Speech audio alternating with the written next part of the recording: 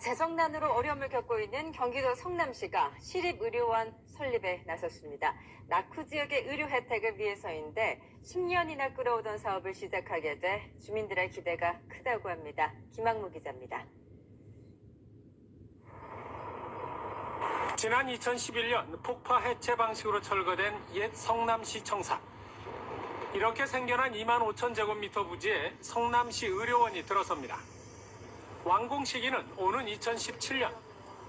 성남시가 1,900억 원을 투입해 22개 진료과와 43개 진료실, 501개 병상을 갖춘 대규모 종합병원을 건립하게 됩니다. 지역이 낙후된 탓에 제대로 된 종합병원 하나 없어 불편을 겪었던 주민들로서는 반가울 수밖에 없습니다. 멀리까지 차를 타고 나가야 되고 급할 때는 또 가서 많이 기다리고 엄청 불편했었는데 이제 큰 병원이 온다고 하니까 너무 좋고요. 이 지역에는 이 노인분들이 많이 살거든요. 그래서 많이 도움이 될 것 같아요. 처음 이 지역에 종합병원 설립이 추진된 건 지난 2003년. 당시 종합병원 두 곳이 문을 닫자 지역 주민들이 시립의료원 설립을 촉구했지만 시의회의 찬반 논쟁으로 10여 년을 허비했습니다. 이 때문에 이 지역은 병상 수가 전국 평균의 절반에도 미치지 못하는 의료 사각지대가 됐습니다. 민선 5기 들어 가까스로 예산 확보에 성공한 시는 시청사를 철거하고 드디어 병원 설립의 첫 삽을 뜨게 됐습니다.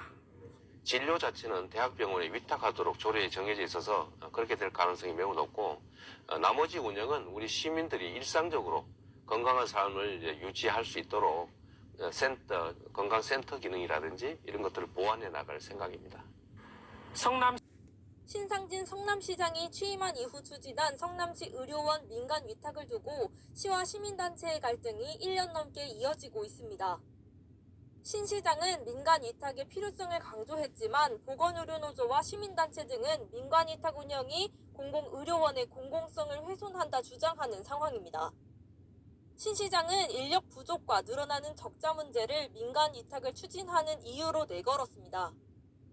수장이 교체된 뒤 병원 운영이 뒤바뀐 곳이 또 있습니다. 바로 2013년 경남의 진주의료원입니다. 당시 홍준표 경남도지사는 귀족노조와 적자 누적을 이유로 진주의료원을 폐쇄한 바 있습니다. 의료원 운영 갈등에 대한 피해는 오롯이 시민들에게 향하고 있습니다. 1년간 이어진 분쟁으로 성남시 의료원은 의사도 이용자도 줄어들었고 시민들은 혹여 의료원이 문을 닫을까 우려가 큽니다. 뉴스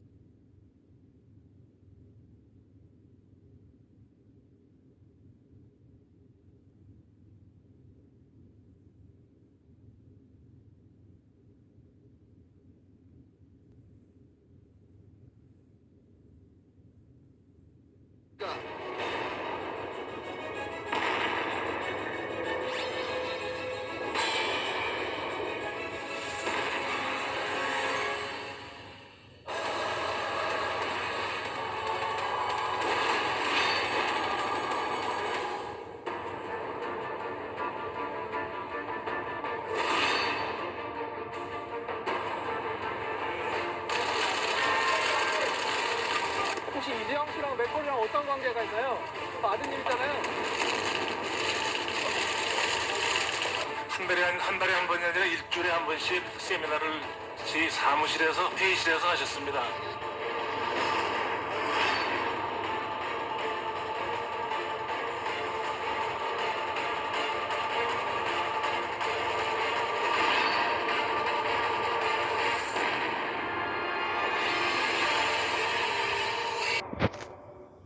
KBS가 단독 입수한 이른바 청와대 캐비닛 문건 내용 연속 보도해드리고 있는데요. 오늘은 겉과 속이 달랐던 국정과제 실상을 짚어봅니다. 먼저 이명박 정권 초기 공공서비스 민영화에 대한 우려가 나오자 당시 정부는 근거 없는 헛소문이라며 일축했는데요. 문건을 살펴보니 구체적인 방안까지 논의했던 것으로 확인됐습니다. 구경아 기자가 보도합니다. 미국산 쇠고기 수입 반대로 촉발된 촛불 집회는 이명박 정부 주요 국정과제에 대한 비판 여론으로 확산됐습니다. 특히 전기, 가스, 수도 등 공공서비스 민영화에 대한 우려가 커지자 정부는 계획조차 세운 적 없다며 괴담으로 치부했습니다.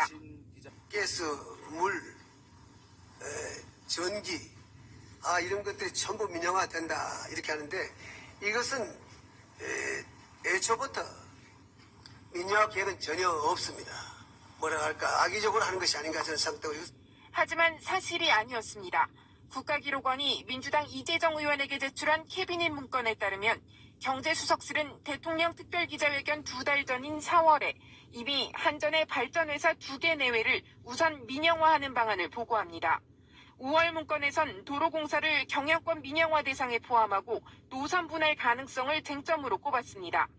수자원공사는 광역상수도 경영권 민영화를, 가스공사는 정부와 한전 지분을 추가 매각하는 방안을 계획했습니다.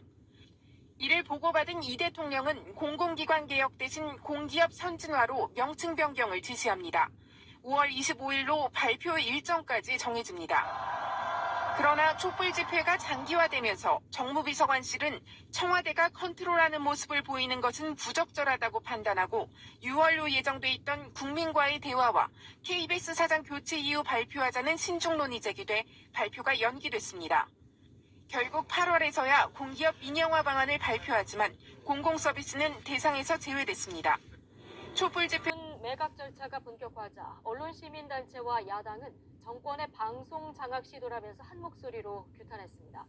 무엇보다 30년간 공적 역할을 수행한 보도 전문 채널을 아무런 사회적 논의도 없이 졸속 매각하려는 시도에 우려의 목소리가 큽니다. 이어서 안동준 기자가 전해드립니다. 그간 시민단체와 언론학계는 YTN 매각은 정부의 언론장악 시도 차원이라며 한 목소리로 비판해왔습니다. 30년간 공적 역할을 수행한 보도 전문 채널을 사회적 논의도 없이 졸속으로 매각하려 한다는 지적도 이어져 왔습니다. 만약에라도 몇 년 뒤에 정권이 바뀌어서 검찰이나 감사원이 그 당시 지분 매각 결정이 어떻게 이루어졌는지 압수수색하고 검찰 수사 벌이고 그 정책 결정 과정에 대해 사법적으로 다 뒤집는 행동하면 어떻게 하실 겁니까? 한전 KDN과 마사회의 YTN 지분 매각 절차가 결국 공식화하면서 시민사회단체의 반발 수위도 올라갔습니다. YTN이 가지고 있는 우리 언론 시장에서 가지고 있는 의미를 생각하면은 우리 미디어 시장 또 언론 여론 시장에 있어서도 상당히 심각한 결과가 빚어질 가능성이 있다고 보여집니다. 전문 채널 YTN의 최대 주주 변경을 승인했습니다. 공기업 소유였던 YTN이 건설업 중심의 재계 70위 유진그룹으로 넘어가게 된 건데 어떤 논란이 제기됐는지 김세영 기자가 보도합니다. 방송통신위원회가 YTN의 최대 주주를 유진 ENT로 변경하는 안건을 승인했습니다. 준 공영방송인 보도 전문 채널을 민간 사기업이 소유하는 것은 이번이 처음입니다. 방통위는 승인 조건으로 10가지 단서를 달았습니다. 경영진을 유진과 관련 없는 미디어 전문가로 선임하고 YTN의 자산 매각과 내부 거래를 하지 말 것, 또 보도 편성에 개입하지 않는다는 내용입니다. YTN은 30년간 공적 소유 구조로 유지되어 온 보도 전문 채널이 민간 기업에 넘어가는 것은 전례가 없는 것이라며 우려를 나타냈습니다. 네, 미디어 체크 마지막 키워드는 이번에는 KBS ETV 민영화입니다. KBS 수신료 분리 징수를 둘러싼 논란이 계속되고 있습니다. 이번에는 국회 과학기술정보방송통신위원회 소속 국민의힘 의원들이 KBS ETV 민영화를 주장하고 나섰는데요. 미디어오늘 기사를 통해서 자세한 내용을 알려드리겠습니다. KBS ETV는 올해 하반기 재허가 심사를 받게 됐는데요. 여당 의원들은 수신료를 재원으로 하고 있음에도 재방송 비율이 45%나 되는 비정상적인 방송이라면서 국민이 외면하는 KBS ETV를 조건부 재허가로 연명해주는 것은 수신료 낭비라고 주장했습니다.